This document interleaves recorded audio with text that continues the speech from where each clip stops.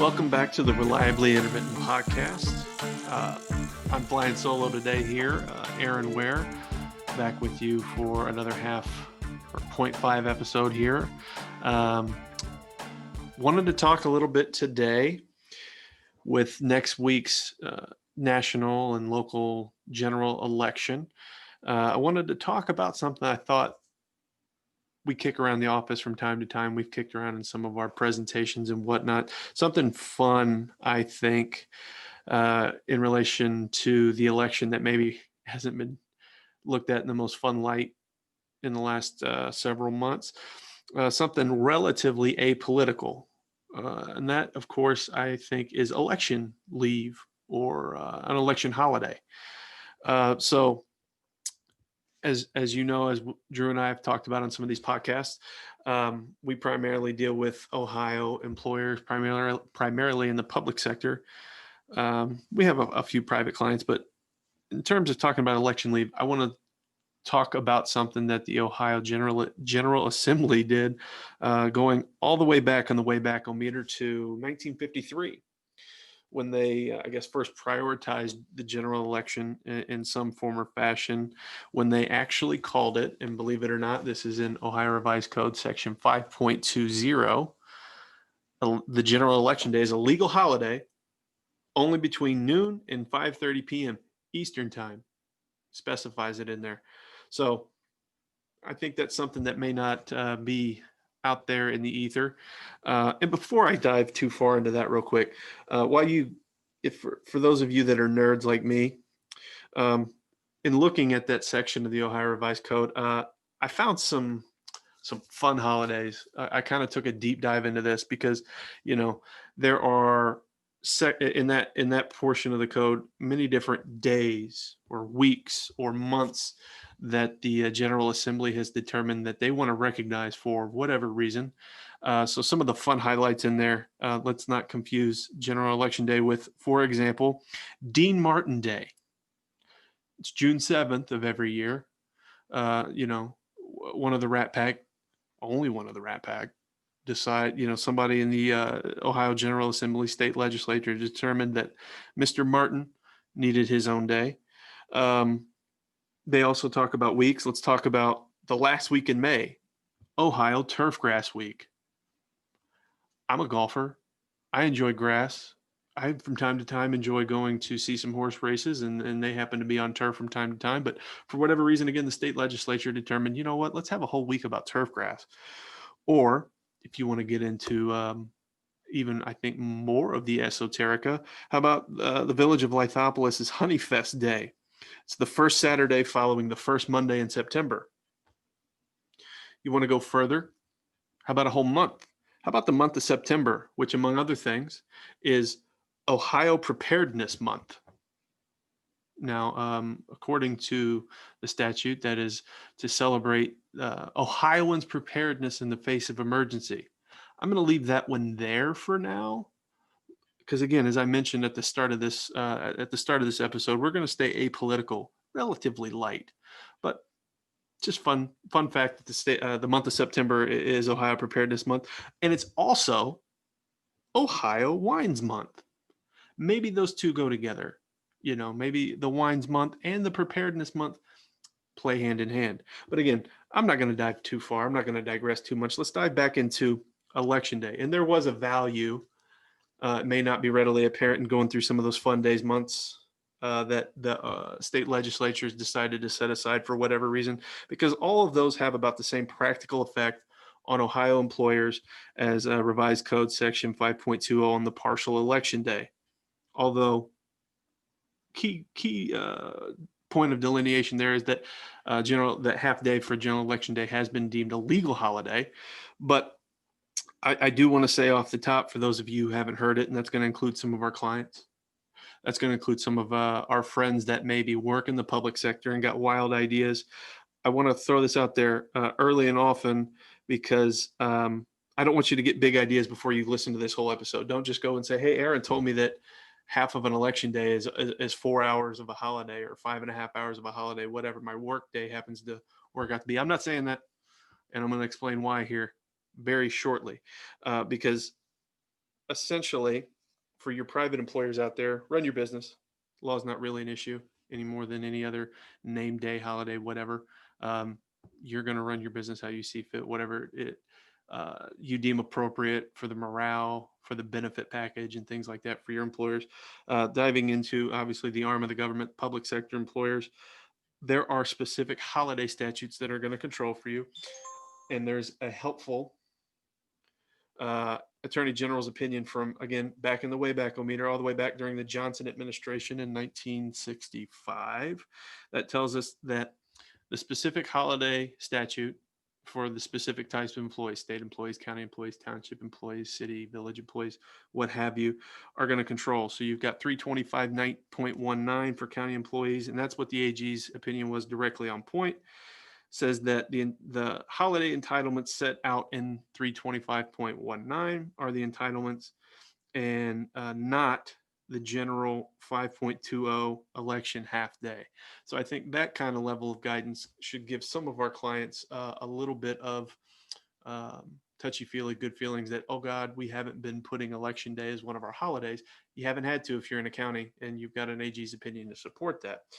Similarly, applying that same train of thought, that same line, you've got ORC 511.10 for township employees that spells out the different holidays, leaving out election day or the election half day, what have you. ORC 124.1819 talks about state employees and the spelled out holidays.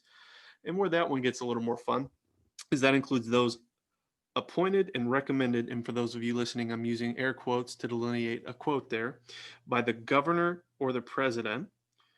Again, this one's probably not applicable here because, again, 5.20 is a creature of the state legislature, the General Assembly enacting a law, which was applicable at the time. 124.18 and 19 went into effect and has been revised several times, and they didn't include it. There's also some language in there from another case. I'm not going to dive too deep, but it says that employees that if they're not working could impair the public service. Also, that's not going to apply. So I guess more or less, this is just to let you know that this fun thing pertaining to elections, because we're so close to elections, is hanging out there. It's something that technically is a law, and you may get a wily employee come in and saying, hey, I happen to find this thing, or I happen to hear from a cousin of mine who's married to a friend of mine over 3 towns over, and they heard that, hey, election day is a half day holiday or it's a full day holiday. Probably not, depending on what type of business or agency or public employer that you work for, run, manage, what have you. Just a little bit of information to arm you with heading into next week. If somebody decides to say, hey, boss, I'm leaving. Now, what can you do with it? What are your options out there? Essentially, you can do what some jurisdictions have done through policy. You can allow employees time off to go vote. You can call election day a holiday locally. Again, those statutes set the floor, right? So you've got the floor of the law that says we can't do less, but there are many different things out there that say holidays, vacations, things like that are forms of compensation.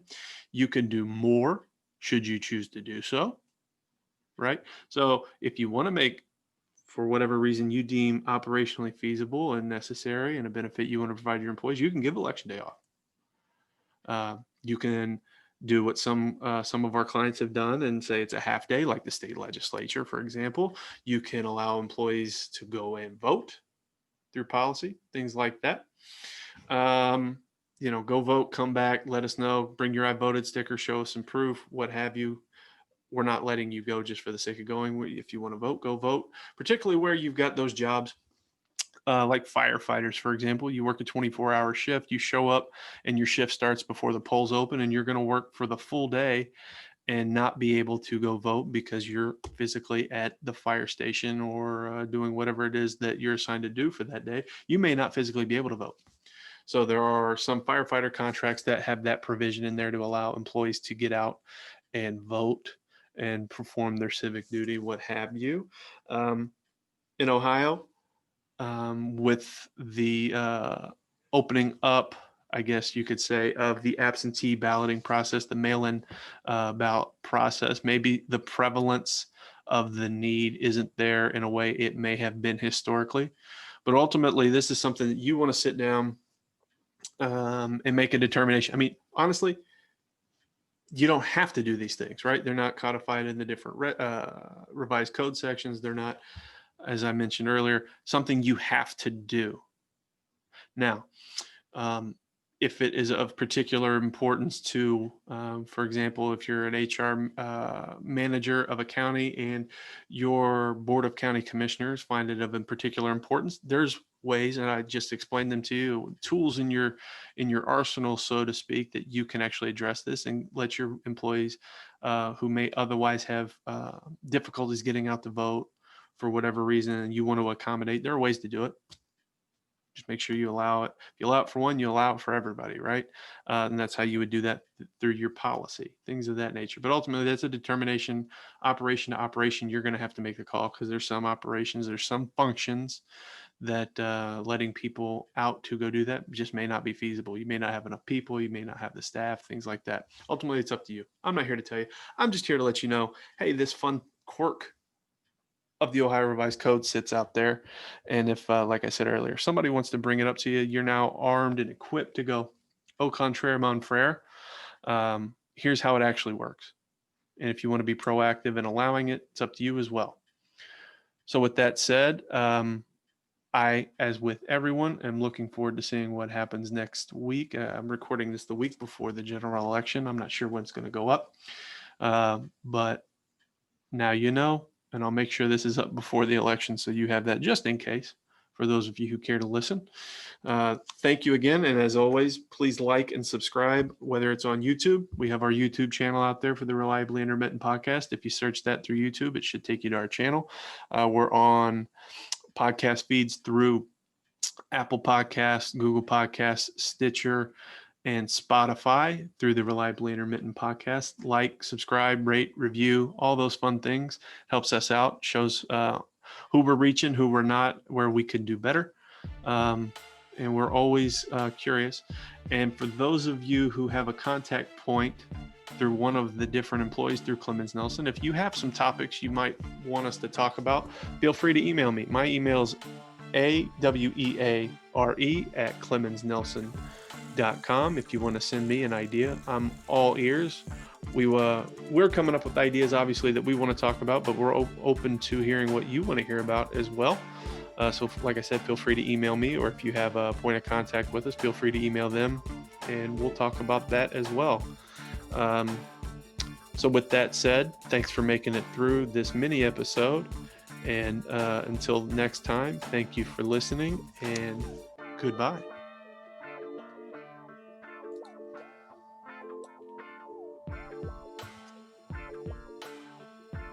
We want to thank you again for joining us on the Reliably Intermittent Podcast. Now it's time for a bit of a disclaimer. This podcast and all others on this feed are for informational purposes only, and not legal advice. No attorney-client relationship is formed by listening to this podcast or any others on the feed. Should you require or want legal advice, we encourage you to reach out to an attorney or statutory legal counsel, as the case may be. Thanks again for joining us, and we will talk to you next time.